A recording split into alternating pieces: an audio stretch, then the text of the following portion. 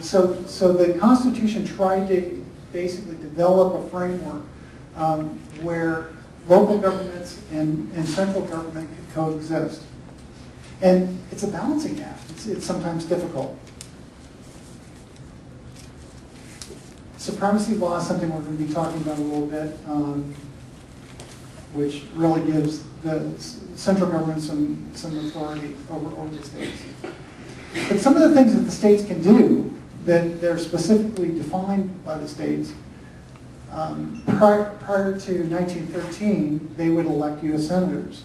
They would regulate voting, times and manners for voting, selecting the electors for the vice president and the president. 2/3 of the state legislatures could force Congress to call a convention for amending the Constitution, for proposing the amendments.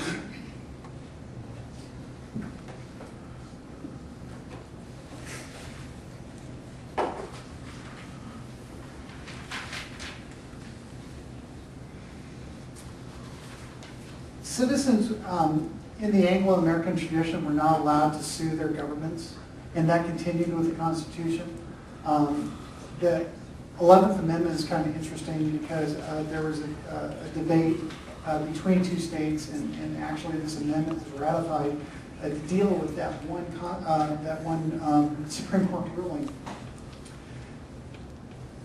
The Constitution granted the federal courts jurisdiction over cases in law and equity between the states and citizens of other states, or between the state and foreign citizens or subjects.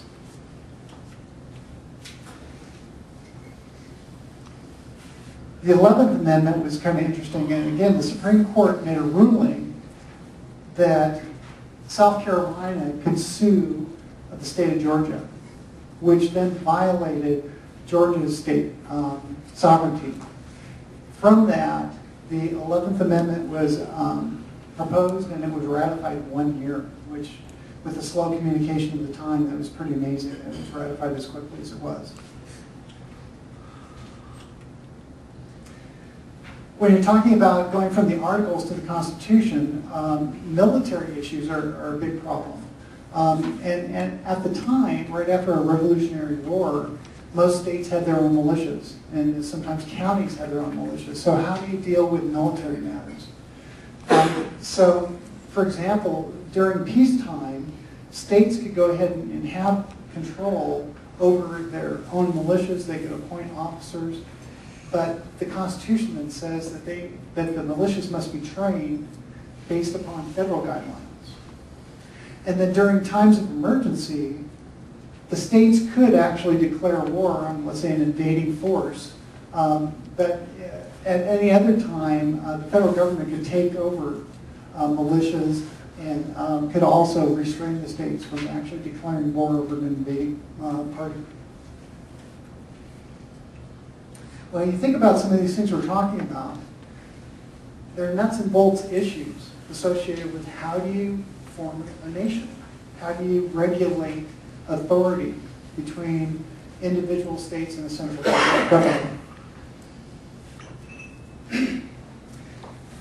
The states were not allowed to do diplomatic things. For example, they couldn't enter into treaties or alliances or confederations with foreign governments, because that would usurp the central government's authority over doing that, having diplomatic relationships and basically speaking for the United States.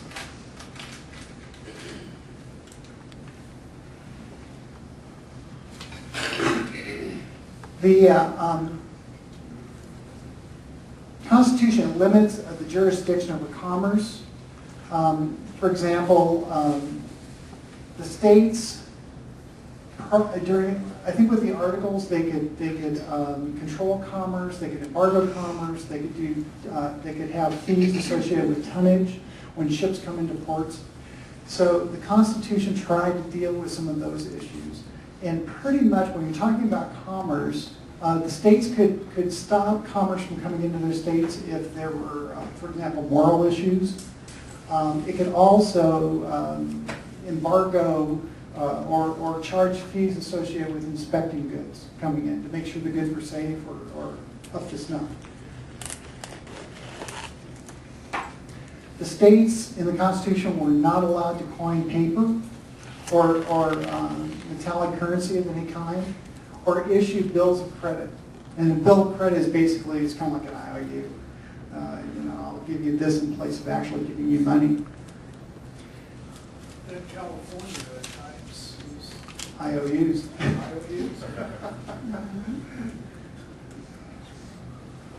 How does that work in states that created their own currency?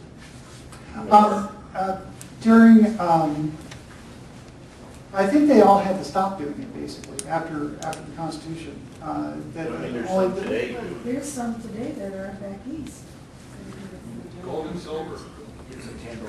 Yeah, it could be, because the one exception, it talked about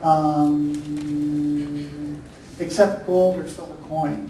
So maybe that's the exception that they're using. But for example, during the Civil War, that was a big problem where they had Confederacy money as opposed to Union money. So you had two different currencies going on then.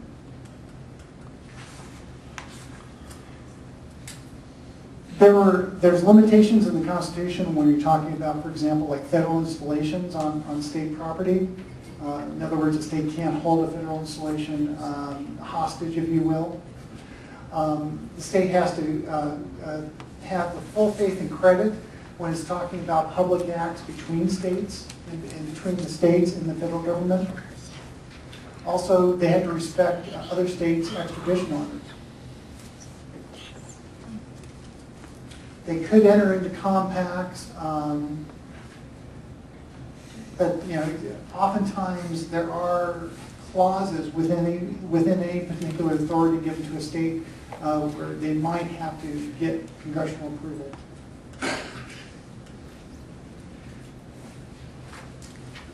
Article 4 specifies that the citizens shall be entitled to certain privileges and immunities. So, for example, if you were given a privilege within your state of, let's say, being exempt from taxes, then you have an immunity from paying taxes. So they kind of work hand in hand, if you will. The privileges and immunities include the natural rights that we talked about, the ones that were defined by John Locke. But they could actually provide protections for natural rights. One protection, for example, is intellectual property that the Constitution talks about. So patent protection. So in other words, the natural right is that you own your invention, your intellectual property. And the privileges and immunities then back up that natural right of owning that piece of property, something you've created. But the privileges and immunities can't override natural rights. They No, they can can't. up. They can't override it. Yeah, the natural rights Natural rights come first. are unalienable. Privileges Yeah. and immunities come Right. But again, balancing act is what it boils down to. The guarantee law, it's basically stating that government or state governments have to guarantee, for example, a Republican form of government. We talked about that earlier.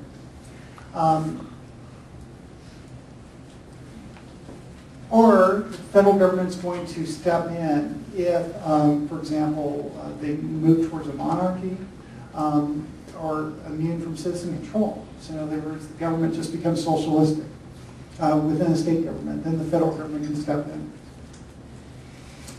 One argument to this, when you're talking about a Republican form of government, is the idea of voter initiatives. So people over the years have argued that that's democracy and it's violating the Republican form of government that states are supposed to uphold. But oftentimes that argument does get shot down. Would that have anything to do with martial law? No, that would almost fall under their military capability of controlling, well, in mind actually. I'm not exactly sure if the guarantee clause would actually talk about martial law specifically. But yes, the states have the authority as well as I think the mandate to maintain order within their state boundaries. And if they don't do it, then the federal government can step in. What if we try to do it and the government steps in? That would never happen.